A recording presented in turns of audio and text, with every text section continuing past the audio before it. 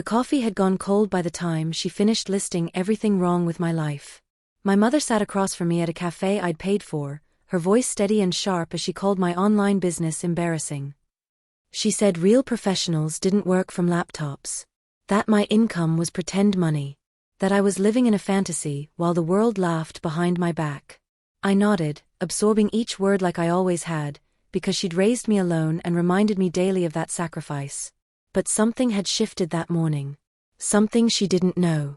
2 hours before this lunch, a verified account with 18 million followers had wired me $127,000 for a 3-month consulting contract. The email confirmation was still open on my phone. She kept talking, unaware that the daughter she was lecturing had just made more in one deal than she'd earned all year. I sipped my cold coffee and smiled. Not because I wanted to prove her wrong, but because I'd finally stopped needing to. Welcome to Revenge with Precious, where we share real stories of betrayal, resilience, and the courage to stand up for yourself. These are tales of people who refused to stay silent, who drew boundaries when love turned toxic, and who chose their peace over family obligation. If you've ever felt invisible in your own family, these stories are for you. If you're new here, don't forget to subscribe and hit the notification bell so you never miss a story that might change how you see your own life. Please, watch till the end. Let's get started. The restaurant smelled like burnt espresso and fresh regret. My mother's voice cut through the noise, precise and unforgiving. You're 26 years old, Sienna. When are you going to stop pretending this internet thing is a career? She stirred her latte with deliberate slowness, the spoon clinking against porcelain like a countdown. Around us, people scrolled on phones, oblivious. I stared at the receipt the server had just placed between us. $47 for 2 drinks and a shared pastry. My card. Always my card. She continued, no one respects people who make money staring at screens. You need a real job. Benefits. Security. A title people understand. I wanted to tell her about the wire transfer. About the contract I'd signed at dawn with a creator whose face appeared on billboards. About the fact that my pretend money had just paid off her mortgage 2 weeks ago, in full, without her knowledge. Instead, I nodded. I hear you, Mom. She smiled, satisfied. She always did when I surrendered quietly. My name is Sienna Cross, and I was raised by a woman who called herself self-made but built walls around me instead of wings. She worked 2 jobs after my father left, waitressing mornings and cleaning office buildings at night. I grew up watching her hands crack from bleach, listening to her curse men who left and dreams that died. She told me survival wasn't about wanting more. It was about holding tight to what you had. When I was 7, she found a journal where I'd written astronaut under future career. She sat me down at the kitchen table, her face soft but firm. Baby, dreams like that are for kids with safety nets. We don't have that. She made me rewrite it. I chose teacher because it seemed safe. Practical. She kissed my forehead and said, that's my smart girl. I learned early that her love came with conditions. That approval was earned through smallness. By high school, I'd mastered the art of shrinking. I got good grades but never celebrated them. Made the honor roll but downplayed it. When I saved $800 from babysitting, I told her proudly. She smiled, took the cash, and said she'd put it toward bills. Just temporary, baby. We're a team. I never saw it again. A month later, a new flat screen appeared in the living room. 55 inches. She invited neighbors over to watch a game. I stood in the doorway, staring at the screen, doing math in my head. That TV cost exactly what I'd saved. She caught me looking and said, what? You think I don't deserve nice things after all I do? I shook my head. No, Mom. You deserve it. She hugged me, and I felt the familiar ache of being right and wrong at the same time. College was supposed to be my escape. I got into a state school 3 hours away, far enough to breathe but close enough to visit. When the acceptance letter arrived, I opened it at the kitchen table, hands shaking. Full academic scholarship. My mother read it over my shoulder, silent. Then she folded the letter and set it down. 3 hours is too far. What if something happens to me? I blinked. Mom, it's a full ride. I won't cost you anything. She shook her head. It's not about money, Sienna. It's about family. We don't abandon each other for fantasies. The word fantasies landed heavy. She walked to the stove and started cooking, humming softly. I stared at the letter, the school's logo bright and official. That night, I declined the offer. Enrolled at a local community college instead. She hugged me and said, "See? You're learning." At 22, I launched my business from a corner of our shared apartment. Digital branding and consulting for online creators. I taught myself design, strategy, social growth. My first client paid me $300 for a logo and brand kit. I was ecstatic. My mother laughed when I told her. Not meanly. Just dismissively. Logo doodles? That's cute, baby. She told her church friends I was jobless but keeps herself busy. I stopped mentioning work around her. But clients kept coming. $300 became $800. Then $2,000. Then $5,000 months. I worked late, headphones in, building something she couldn't see. When she asked how I afforded new equipment, I said I was freelancing. She nodded absently, scrolling her phone. Just don't forget real work when this phase ends. At 25, I bought my first property. A small 2-bedroom townhouse across the city. The mortgage was mine, the deed had only my name. I was so proud I cried signing the paperwork. When I told my mother, she said, "That's wonderful, baby. I'll help you move in." She moved in 3 days later. Brought 2 suitcases and her plants. Said she'd help with the space while I got settled. Weeks passed. She rearranged furniture, painted the guest room, installed curtains. Started calling it our house. Friends would ask where I lived, and she'd say, "We just got a place together." I corrected her once. Gently. She looked hurt. "After everything I've done, you can't even share a home with me?" I apologized. Let it go.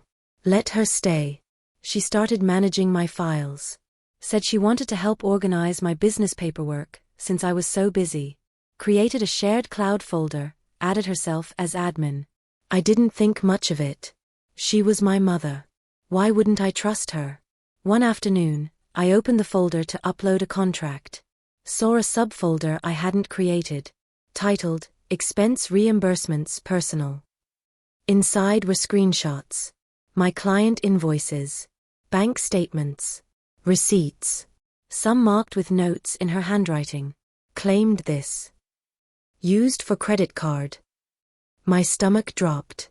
I scrolled through dozens of files. Years of my financial life catalogued like evidence.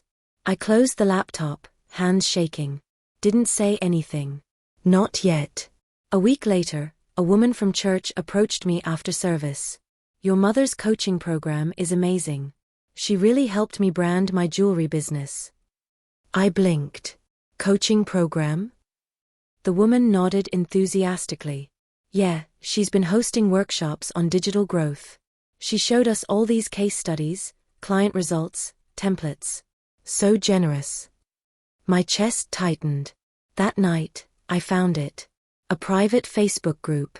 Transform Your Brand with Coach Vivian. My mother's name. Over 200 members. Posts full of strategies I developed, templates I designed, testimonials from my clients. My work. My results. Her name. I watched a recorded webinar. She was calm, confident, teaching my methods word for word. My logo was visible in one slide. Watermarked out, but still there. I took screenshots. Saved everything. I confronted her the next morning. Calm, direct. "Mom, are you using my business materials for your coaching program?" She didn't flinch. Set down her coffee. "Using? Sienna, I helped you build this. You think you did it alone?" I stared. "You helped me." She stood, voice rising. "Who supported you when no one believed in this nonsense? Who gave you space to figure it out? You're nothing without me." She walked to her room, slammed the door. 20 minutes later, a text arrived. A link to an article. Narcissism in Adult Daughters, When Success Breeds Entitlement. I read it twice. Then I started documenting everything. I changed the Wi-Fi password. Small boundary, but mine. She noticed immediately. Why can't I get online? I kept my voice even. I'm restructuring some things. I'll get you a guest login soon. Her eyes narrowed. You're locking me out of my own house? I didn't correct her. 2 days later, I was working at a co-working space downtown. Focused, productive. Until the receptionist approached, looking uncomfortable. Sienna? There's someone here to see you. She says she's your mother and that you're in crisis. My stomach sank. My mother stood in the lobby, tearful, speaking to the manager. She's not well. She's isolating. I'm worried. The manager escorted me out, apologetic but firm. We need to prioritize safety. Come back when things settle. I lost access for 3 days. My aunt called that weekend. Concerned. Your mother says you're in financial trouble. That you might need an intervention. I closed my eyes. I'm not in trouble, Aunt B.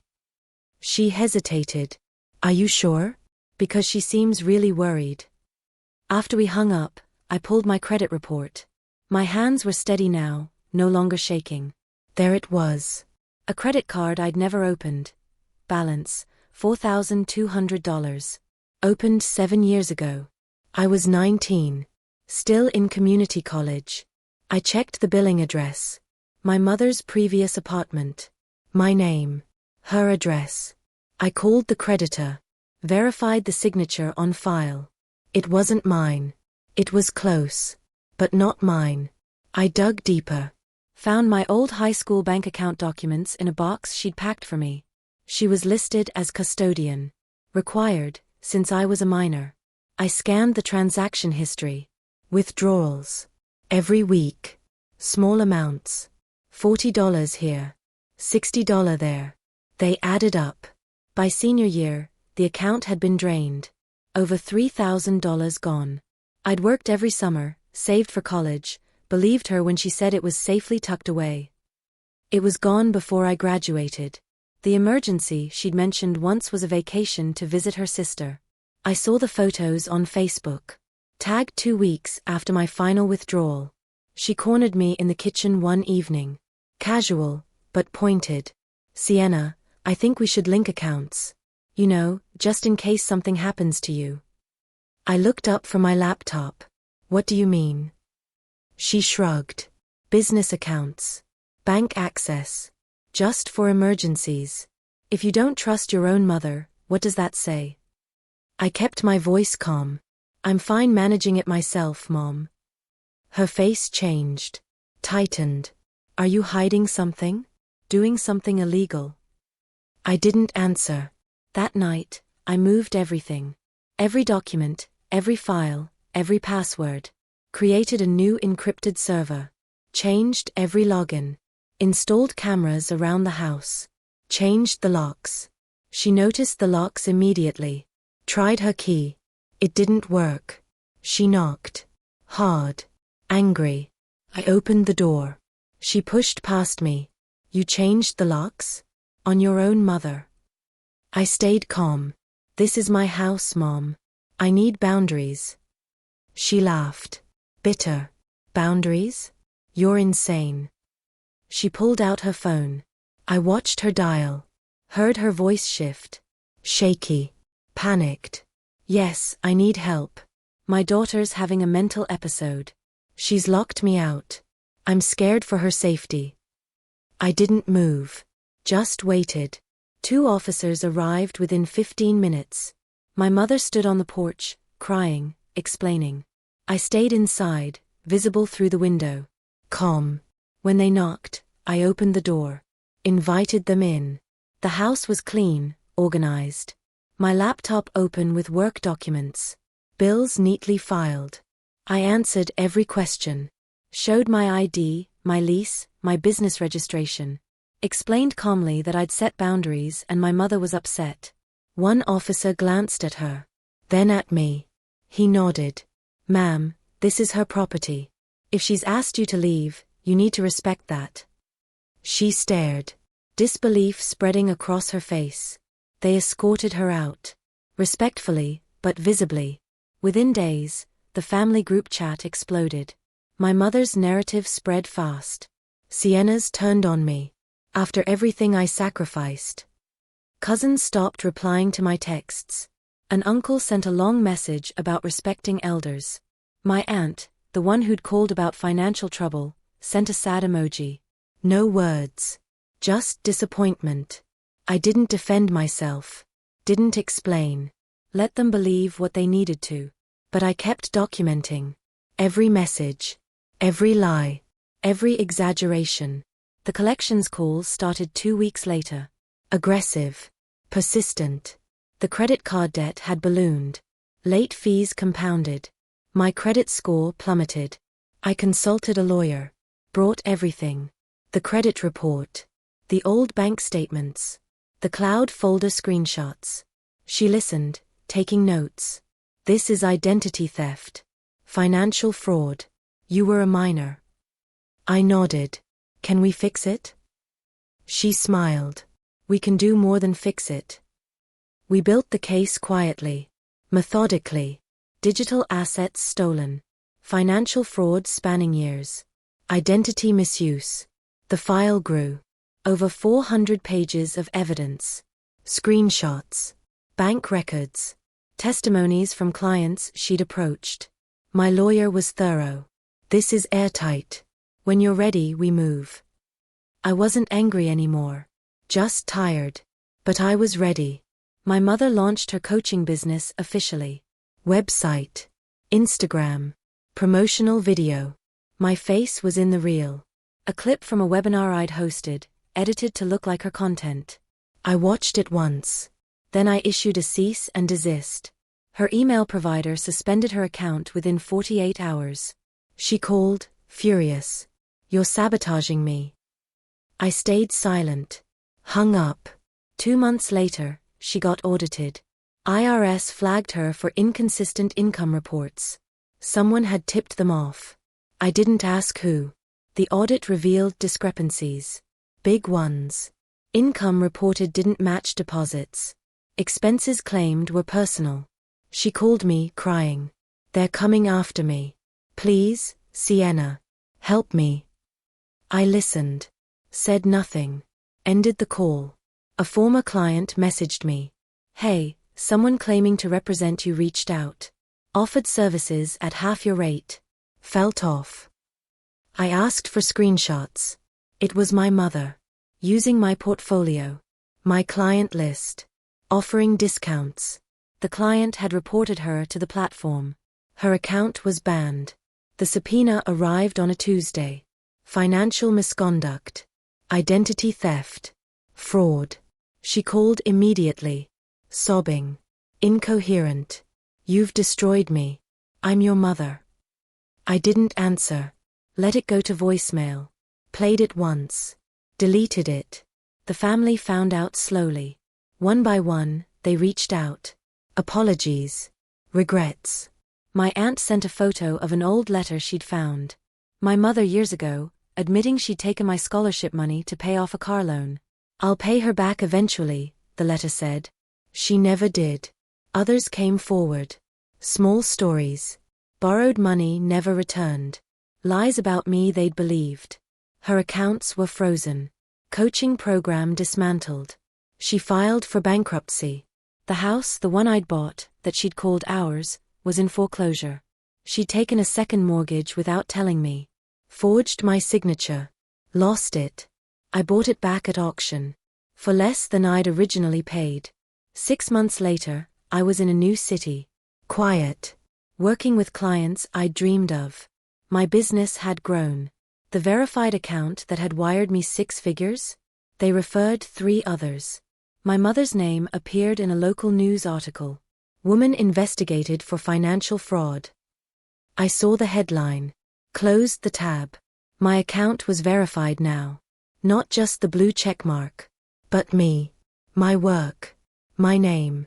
I poured fresh coffee, opened my laptop, and started my day. The silence felt like freedom. And for the first time, I didn't feel guilty for claiming it. Thank you for watching this story. If moments like these resonate with you, If you've ever had to choose yourself over people who couldn't see you, then you're not alone.